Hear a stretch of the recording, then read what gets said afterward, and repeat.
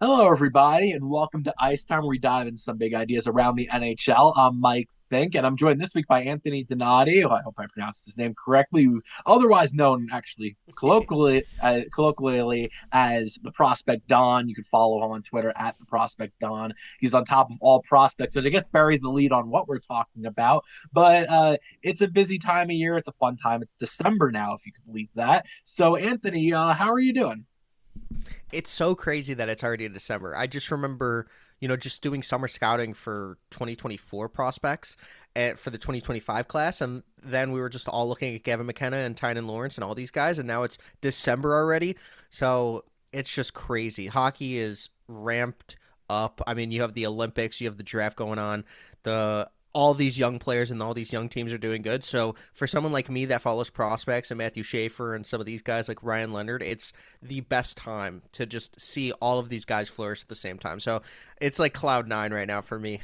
It's so exciting. The season's really in full swing. And what's exciting about this season is that the kids, the prospects who usually Yeah. take time to develop, are here and they're ready and they're making such a high impact. You mentioned Schaefer, you mentioned some of the young players who just immediately are making an impact. It's so exciting. And it is December, and it's kind of what's interesting about this time of year, which is why I'm glad that you're able to make time out of your busy day to come on, is that we're in the draft process for the 2026 draft where I think people are starting to kind of pay attention where they're like, all right, there's some prospects I want to start paying attention to. There's some names that I've heard of, but now I get to see them a bit. Where the World Juniors are coming up at the end of this month, which is, of course, that's got to be in more than one way Christmas for all the prospect people. Actually happens on the same time, so it is literally. Yeah. But we're coming off we're heading into that. We're coming off the prospect series, which I think is the United States Development Program and the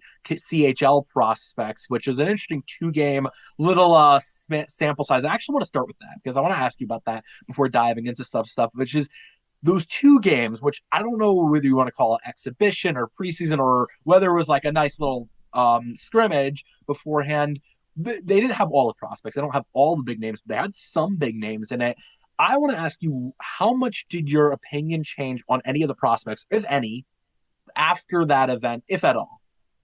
Well, that is one of the biggest events that kind of scouts and GMs and people I'll go to. I was actually supposed to go. I had, unfortunately, a family passing, but we had three people from Draft Prospects Hockey, which is, just a scouting service that I own, that we talk about a lot of these guys. And in our chat and stuff, when we were talking about some of the guys that did well and some of the people that went there, they were just loving what Chase Reed brought. I think that it allowed, I know that he didn't really like he wasn't spectacular in every single way, but he was in the right place at the right time.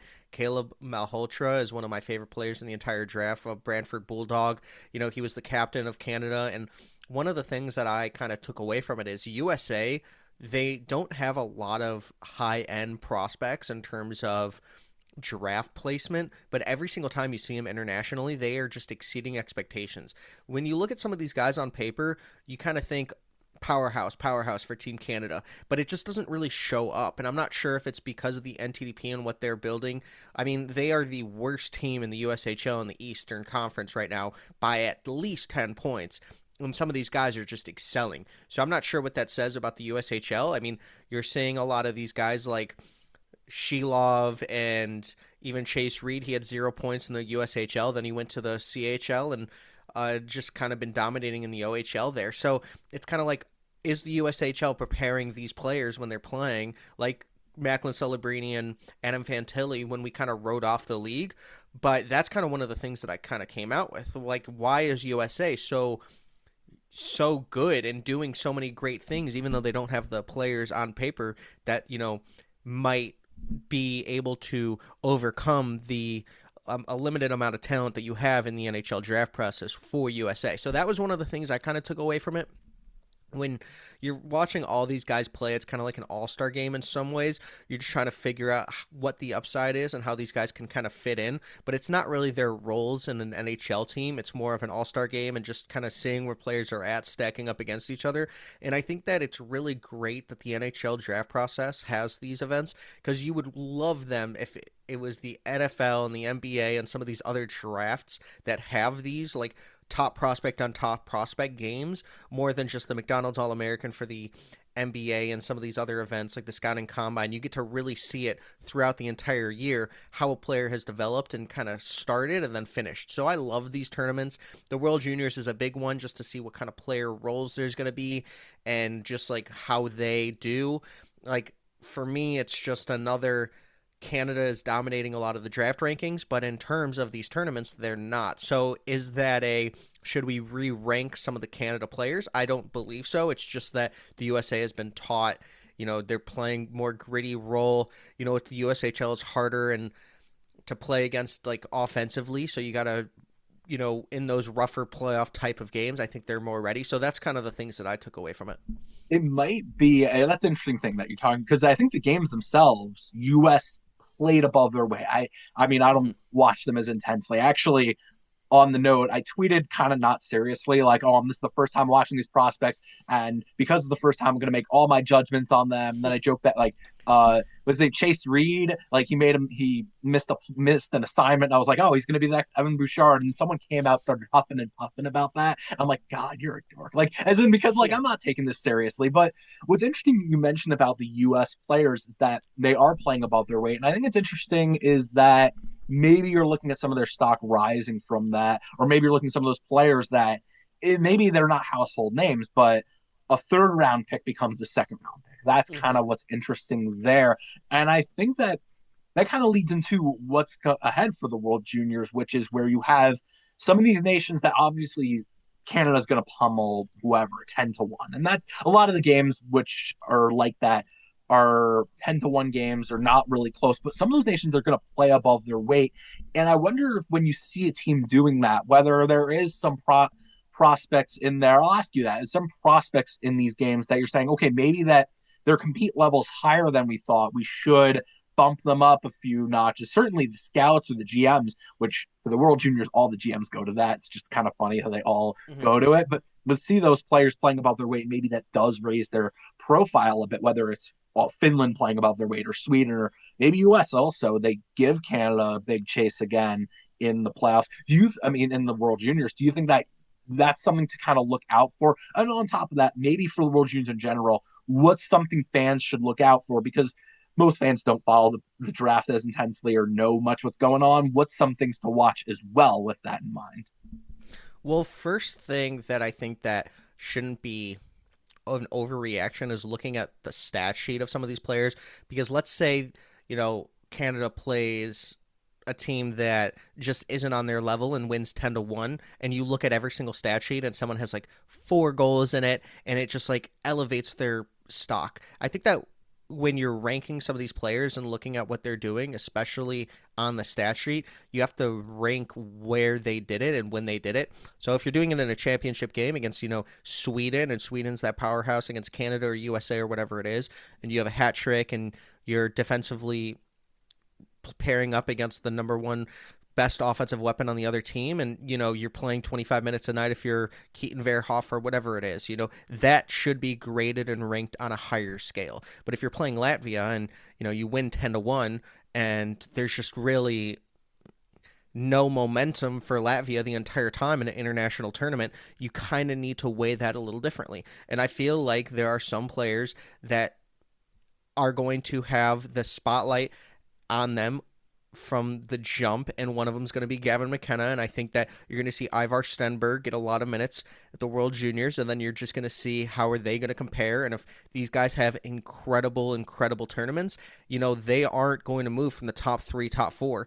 And the thing is, we're seeing Keaton Verhoff get a lot of talk about him being the number 1 pick, but then we're seeing Chase Reed coming in above him on the Elite Prospects rankings that just came out, and then Ryan Lynn, who is ranked 4th but is 5'11", and we're seeing a lot of under 6 foot defensemen kind of get pushed down in some rankings for, whatever reason it may be, but there was not one drafted last year. And, so it's kind of like, what is going to be the thing that, these scouts and GMs prioritize? And I feel like it's big game players, and, you're kind of just using it as a tally when you're looking at these guys, because it's like if Ryan Robrick has a better tournament than Ethan Belchetz, Is that going to push him above? Well, you have to look at what he's doing in the OHL. Ethan Belchetz is 6'5", 225 pounds. He's a power forward with incredible skill. Then you have Ryan Robrick, who his OHL production is a little less than it was last year with 41 goals in the OHL.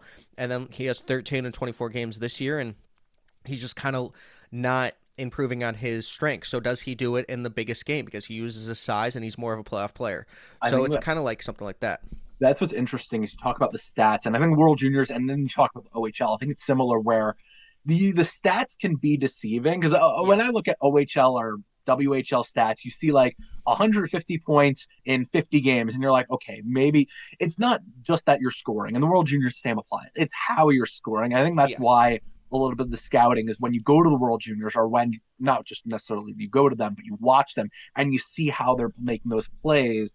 It's how they're playing and how they look. And it's interesting because I think about that, the CHL versus college, where sometimes you have these juniors players that have these mind-boggling stats, and it does overshadow a bit. I mean, college players, sometimes their stats aren't great because they just reality isn't, the game is a different game.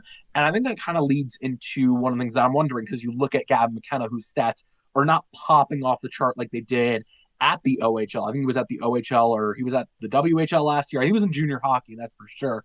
And that leads into the question of just, is he still you mentioned all those prospects. Is he still, you're getting this question a lot, I'm sure. Is he still the lock for the number one pick? Which it seems like he's still the favorite to get the number one pick. But this idea before in the offseason was everyone's tanking for McKenna, or everyone's lining up for this generational talent.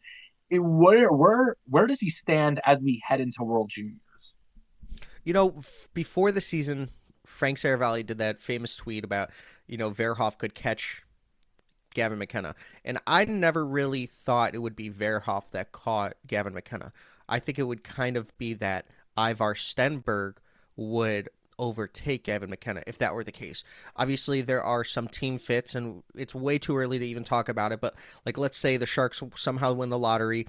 Would they rather complete a top six, which is the greatest on paper top six of prospects of all time, if you add Gavin McKenna or Ivar Stenberg, or would you want a Verhoff? Like, I could see scenarios where that would be the case. But for Gavin McKenna and even Ivar Stenberg and even Keaton Verhoff, they just have so much star power to them where you're kind of second guessing yourself, because James Hagens last year was the first round pick for number one overall pick for a lot of the months of the draft season. And then it was Matthew Schaefer, and it was kind of right after he played that one game in 4 minutes at the World Juniors. He was just so much better than everyone else on the ice, and most of those players were 2 years older than him, or whatever it was. Like, he was very young, and Sam Dickinson, he was already a first-round pick to the Sharks. He needed Schaefer because the breakout passes were not there when Schaefer was gone with collarbone injury. He was just the best player. So with Gavin McKenna, I think that you're seeing a guy that has extreme star power. Like, this guy is going to be a star.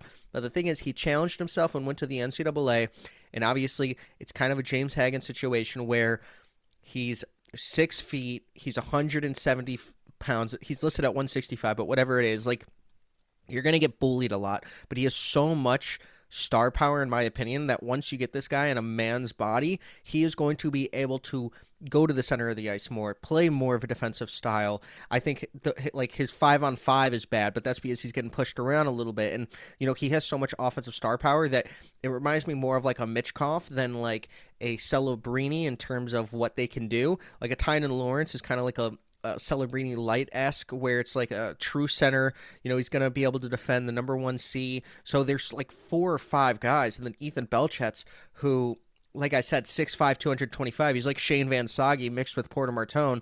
And he's just one of those guys that is just continuing to produce more than we estimated. So for Gavin McKenna to go to the NCAA in his draft year kind of raised some eyebrows, because it's like you could have just went to the WHL, I guess not really play crazy seasons, right? Like crazy, like those stats would have stood out. And like doing highlights every night. Yeah, and you compare it now, and it's interesting because, like, I look at McKenna from a big picture. I look at his move to college, and then you look at some of the other star players that have gone to college, and the conversation is college hockey having a moment? And the fact that he's not popping off and he's not standing out raises, I think it's a little concerning for college where I think they had this belief heading into college, heading into the season, that this is their defining moment. This is going to change the way draft development happens. Where I think what you're seeing possibly is whether it's a merger or rivalry or competition between the CHL and college, where if they can win over these prospects, which they did with McKenna. That's a big win for college. And then these college prospects star the way they do in other college sports like basketball or football or even baseball. Like the college stars, they really stand out. How that changes development. I wonder if college doesn't have that moment where, I mean, I think they still could, because I think Gavin McKenna could, first of all, he could stand out in this, he could stand out in World Juniors, he could stand out in that big game against Michigan State in Happy Valley. I think a lot of eyeballs are going to be on that game. And then there's obviously the college tournament, how that changes the development process. And I think that was a big picture conversation, which I think fascinating for me, because if college hockey does have its moment, it changes a lot about the landscape for some of these prospects. I wonder, do you have any? I mean, I'm just kind of throwing this thing out there, what your thoughts are on that. I'm sure you've thought about this a lot as well, because it's a big thing. So I'll just turn it over to you, because I just kind of threw something out there. I got to talk to Adam Valentini before he made the switch, and he was going to Kitchener, the OHL for the Rangers.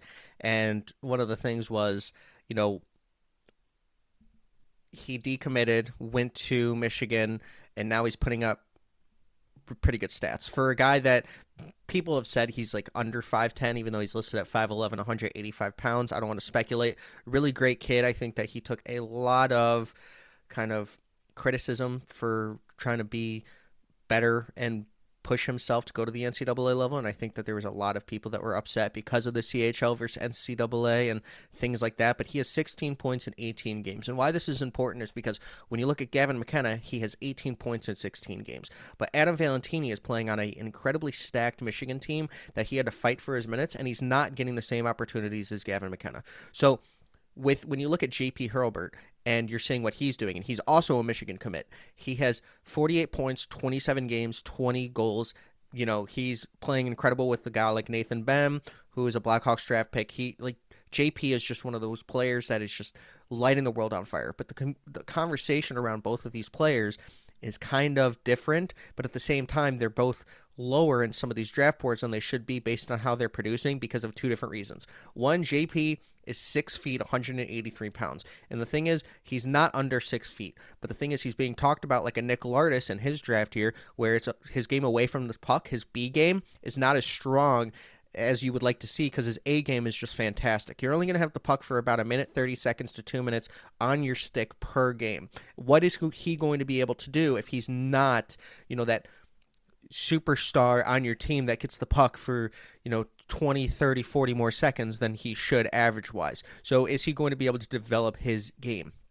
With Adam Vantilli, he wanted to develop that game and develop his B game more and a little bit of away from the puck. And how was he going to do that? He didn't believe he was going to be able to do that in the OHL. He thought that if he went to the NCAA and took that jump playing against 22 to 25-year-olds, he was going to be able to elevate his performances by, learning that good habits. Because you could see what it did for a guy like Kevin Korchinski. He couldn't go to the WHL, or he couldn't go to the AHL because the WHL, AHL rules or whatever that is, and he was forced to go to the NHL to play for the Blackhawks. It was like a minus 39 and then a minus 44 or minus 5 and then equals 44 after, and it kind of destroyed his confidence. So a lot of people were talking about Adam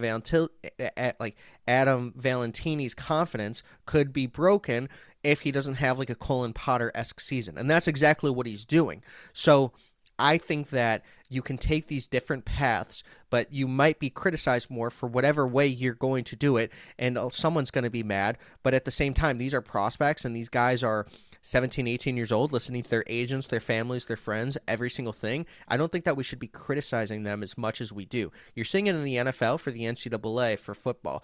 These guys are taking as much money as they possibly can in the NIL, but you see a guy like Drake May who was offered $5 million NIL to move from UNC. He didn't do that. He wanted to stay by family. He took his own decision, and now he's, favored in the MVP race. When you look at other sports, I think the NHL is a little far behind, or hockey, in terms of the development, because they didn't have like the NHL or the NIL as soon as possible. And, we're seeing what Gavin McKenna got. And I do think that that's not even a lot of money, in my opinion, in terms of the kind of money he brought to the school, in terms of promotions, merchandise, everything. He built up that program just by signing a guy for whatever it was, $600,000 plus dollars. So I feel like when you're looking at these things, we need to kind of look at it in a different lens of, you're saying what other sports are doing.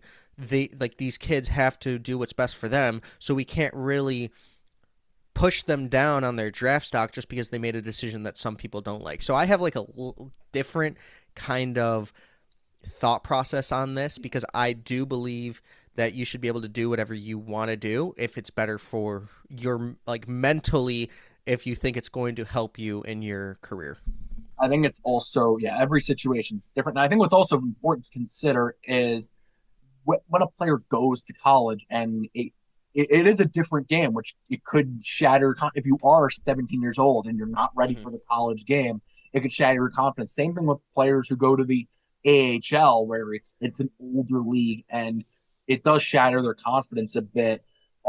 And it is interesting because you I'm trying the college game. It is a bigger game. That's why, I mean, it's part of why the stats don't stand out. You look at these players; they're not popping up the stat sheets or having these crazy numbers because it's a bigger game. It's a heavier game. It's also interestingly why a player like Porter Martone in Michigan State, why he does have a good supporting cast, but he's standing out there because he is a bigger player. Someone like him, you could look at him and say, okay, that makes the better sense, more sense to take that route. And I think what's interesting is that hockey development versus other sports or other sports Mm-hmm. routes is that I think hockey, maybe baseball is like this a little bit, where you have multiple routes to develop. Or college, it's you go to college football, college basketball, it's sort of the same way, where it's you go through high school ranks and then you go to college basketball. Hockey, it's different, where you have these options, and for better or worse, that's probably something we could be here for hours for. But I think what's interesting is that you look at the college game. It is a different type of game. It is a bigger game. It's I think what's interesting is you're going to see teams kind of say once they draft a player, we prefer you to go here. I think you actually, heck, if you want to look at what the Flyers have done, Jet Luchenko, it's like you went to the OHL, but now he happens to be at Brantford, a team with more supporting cast for him, which is better for his development. Or at least they would feel that way. But we're talking a lot of big picture stuff. I want to focus back quickly on this year's draft. And you mentioned, obviously, some of the teams that, like the Sharks, let's say, if they had the number one pick, whether they would go with McKenna or whether they'd go with a defenseman. I think a lot of teams fall into that category this season, or not just this season, but in general, is they're going to have a top five pick. And yes, they could take McKenna or they could take one of the top forwards, but they're going to need defensemen. And I know you mentioned, I believe it was Keaton Verhoff or was the defenseman, but who are the five defensemen? Let's say, or are there? Is there? First of all, is there even that class? Last year was Schaefer and the Fields, where it was Matthew Schaefer won, and then there was a big drop. What kind? First of all, is there that class where there is going to be an available defenseman, available a few good defensemen, and second, what does that class look like? We mentioned Chase Reed at the beginning, and I feel like he's the player that's kind of jumping on, climbing up the ranks a bit. People like his skill and his offensive skill, especially. So, like, there's him. But what does the landscape look in from that perspective? There's a lot of really good defensemen in this class. I mean, Keaton Verhoff is one of them. That's just kind of the headliner. But like Elite Prospect said, he might not even be the best one. It could be Chase Reed, who is putting up incredible numbers in the OHL. Ryan Lynn is a very fun, exciting player from the WHL for the Giants. I mean, his point production has just been ridiculous. 30 points in 26 games, but he's a really good playmaker, really good on the defensive side. And then you have another guy that's killing it in the QMJHL, which is Xavier Villeneuve, and he's a player that, Draft Pros got to talk to both in English and French, and I feel like he's one of those guys that just like pops out when you look at a guy like Elaine Hudson or Quinn Hughes, and not to that state of what he's going to be, just kind of the joystick of a player he is. When you play NHL, you're going to want to use this guy because he's, you're going to be able to. His edge work is phenomenal. He does a little spin that you see out of like Duncan Keith. He's very talented. really good offensive skill set. So I feel like the defense is also there, but you're playing in the queue. So it's kind of like, what does that necessarily going to translate to? And I feel like the queue has been fantastic in the Memorial Cup time and time again. So I feel like that narrative should kind of fall. But there are some teams that, not necessarily the best teams from the queue, and he could be, just piling on the points. I don't really see that out of him, but there are queue players that GMs and scouts, they do talk about this, so I wanted to bring it up. And then you have a guy like Daxton Rudolph, who I got to, he's a really great kid. I talked to him, and he said that he wants to be kind of like that Drew Doughty, Charlie McAvoy kind of guy, right-handed defenseman, 6'2", putting up really good numbers in the WHL too. He's just under a point per game, but the thing is, it's just how he does it on the defensive side.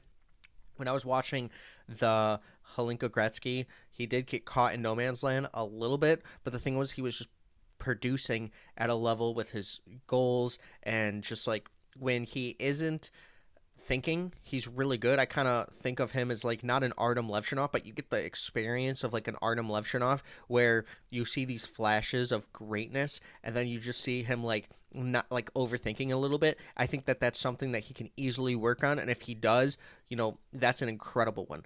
Carson Carrolls is a left-handed defenseman, so I'm not sure if that would fit into their arsenal, because I do believe that they need a right-handed defenseman, but he's one of those players that is a point-per-game player, really good defensively. I think that he is not talked about enough. He's almost 200 pounds, 6'2". I would like to see if he is 6'3", because he looks a little bigger than that, in my opinion, but I think that he's one of those guys that could jump into that top 10, and then Albert Schmitz is one of those guys that is just coming from out of the woodwork. I do believe that a lot of people knew who he was, but I'm just like, I do think that he could have that top 10 pick. Like, if you see him picked in the top 10, people are going to be like surprised for some reason, but you shouldn't be. He's just not talked about because of how good this class is. And then there's so many other ones, but I'll leave with that like 6. I feel like, yeah, you just mentioned a bunch of them. I feel like there's some names that it's interesting you mention them, and I feel like they could fall into that like Pavel Mintyukov category, where like the team reaches on them, or not reaches, but like the team takes a defenseman. People say, "Is that a reach?" And then they find out, no, there's actually more there than people realize. And actually, well, what's interesting is you look at this draft, and I actually want to ask you, because I feel like this helps people put in perspective. If you could compare this draft to another draft recently in terms of like the layout of what it looks like in the top of the draft, or just the big names, it doesn't feel like a 2023 where it was Bedard and then everyone else, because I feel like that we're starting to shift away from that a bit. But what draft would you compare this to? I'm going to say the 2023 on the defensive side, and then 2025 last year, on the offensive side, because you had, like, say Keaton Verhoff is a better prospect at this time than Matthew Schaefer was on paper. Not what he's doing now, but just on paper. Right-handed defenseman, 6'4", 215 pounds, that offensive skill set, and playing in the NCAA. You can't really build that type of prototype and doing what he's doing. And then you have a guy like Chase Reed, but defensively, I do see it as that 2023 or 2024. I'm sorry, the 2024 defensive class was very good. I mean, I know Artem Levshunov went the first defenseman off the board, which I think that is a good pick. I mean, you're seeing what he's doing. He's, I think, third in the entire rookie leaderboard for assists, and his defense has been really good. I think that once he gets more comfortable, you're going to be like, wow, this guy is a top pair defenseman. But you had Boyum, you had Parekh, who all was like really highly graded. A guy like Sam Dickinson, it's just like that draft was very good defensively. And I feel like this draft, where you have all those guys, is kind of like that. And then the 2025 draft, you have like Ivar Stenberg, I think is better. Well, go ahead. Well, no, because that one had Misa, Martone, Frondell at the top. You had a bunch of players that could have gone. Anyone from 3 onward could have gone 3 to 7. You could have mixed them up as well. I actually wanted to throw one at you, because I feel like this one is an interesting one. I think of the 2020 draft, where everyone was locked in on the number 1 pick, and everyone was, understandably. But 3, 5, you start looking down that draft and you're like, Tim Stützle went 3, Jake Sanderson went 5. I think this is the type of draft where a team that gets the 5th pick might take the best defenseman on the board and Mhm. end up with a good pick. Jake Sanderson might be a top 10 or 5 defenseman in the NHL right now. Just your quick thoughts on maybe the 2020 draft. Well, that's a funny coincidence because when I was talking to Ivar Stenberg earlier in the year, he said his player comp was Tim Stützle. And, when Everyone I, wants to be Tim Stützle, by the way. yeah. And the thing is, like, I think Ivar Stenberg is kind of on that tier of what a Tim Stützle is to his team. When you get a guy like this who's doing historic numbers, and if he could be the 3rd overall pick in this class, just think about how incredible this class is. And I know, like, when you have a guy like Jack Hughes going in 2019 and then he didn't really have the year that people wanted his rookie year, then you had so much hype for Lafreniere and you had a lot of what was going to happen and the entire lottery balls, everybody had the exact same lottery and the Rangers ball fell. I feel like there was a lot of eyes on that class specifically, and I'm a Lafreniere guy. I talked to Johnny Laz. This is a guy that, like, I do see that star power, and if he just has all the players around him, he could be a 90-point player. But the thing is, like, I do believe that his hype was very similar to that of a Jack Hughes. I think a little more at the end there because of Jack Hughes' season. So I could totally see that being in Gavin McKenna with that hype. But then you have Jake Sanderson, and I think that there's a lot of players last year, especially like a Logan Hensler, who modeled their game after Jake Sanderson. He said he was a right-handed Jake Sanderson, and I was like, wow, that was that's a really good pick because he's such an underrated, really great defenseman that I don't think it's talked about enough because you have Cale Makar who's putting up all those numbers and Adam Fox and some of these other guys, but Jake Sanderson is such a great defenseman that any team would want. Like, true number one, could eat a bunch of minutes and play. Like, he reminds me of like a Brent Seabrook-esque player where you just put him out there and he's going to lock down everybody. So if that is Keaton Verhoff, then I think, right-handed Keaton Verhoff, who's 6'4", I think anybody would probably try to pick that guy, maybe even number one, over Tim Stützle, because we saw what the Blackhawks prioritized in that class. Right-handed defensemen, are like a quarterback in the NFL, where it's like, you can't grow these guys in labs. So I could totally see that scenario where it does look like the 2020 draft. So that's a good call.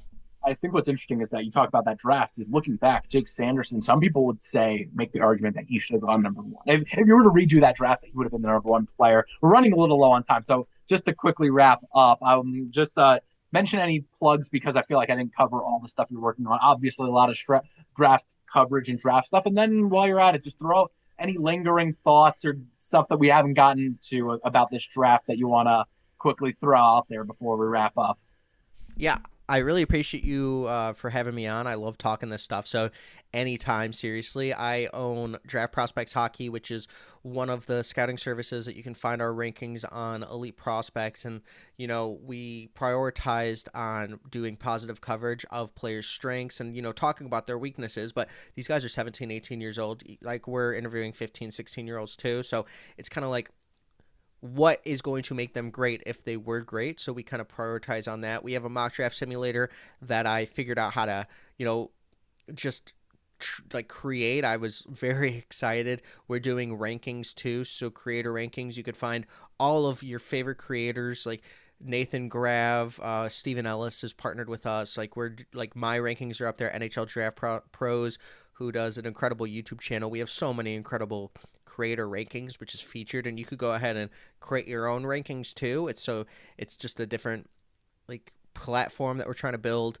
It's been since 2019. I acquired the company a couple months ago, and things have been going great. We've been partnering with so many different leagues, like USHL. We're providing more coverage, so we're doing Tynan Lawrence interview tomorrow. I'm going to be interviewing him, and I've interviewed his coach, and I have Jackson Smith coming up, and we're going to talk about Gavin McKenna. He might hopefully bring Gavin McKenna on for a little surprise visit, but we have just so many of these interviews that we've been pumping out. Last year we were like one of the leader in interviews last year for what we did at the combine, the draft, and everything. We were just everywhere. So it's a really good time. We have our CHL USA prospect game reports up. You could see all of that, who you want. We have a draft guide that's going to come out in May, right after the lottery. So It's a really fun time. This is an incredible draft. The 2026 draft is going to be talked about for a long time. So is the 2025 and 2024. But if you're looking for 2027, first round pick interviews, I interviewed Landon DuPont, who's the number one pick in that one a couple days ago. He's awesome. He loves Denny's. You got to remember, these guys are 16, 17, 18. So when you talk to him, it's like the last thing that like they ate or something is like the favorite thing or their topic, or Stranger Things or stuff. So it's really fun to get to know these guys and just do the coverage, because I've been wanting to get into the game for such a long time. It was so hard to just crack in, and now I get to do this for every day, and it's just awesome. So definitely check it out. We're all passionate people that just wanted to prioritize on passion more than anything in the space, because it's just so fun. So anytime you want me on, thank you so much, Mike. Definitely check out his stuff too. You can Yeah. also find me at the Prospect Dawn on X, and TikTok and YouTube, and just check me out over there. Like you just did the conclusion for me. So, but that is all. Yeah, thank you very much, and really appreciate you taking time out of your busy schedule. But yeah, that is all we got, and we hope you enjoyed. And as Don said, as the prospect Don said, check out his stuff as well. Make sure to tune in next time for another great episode. Thank you.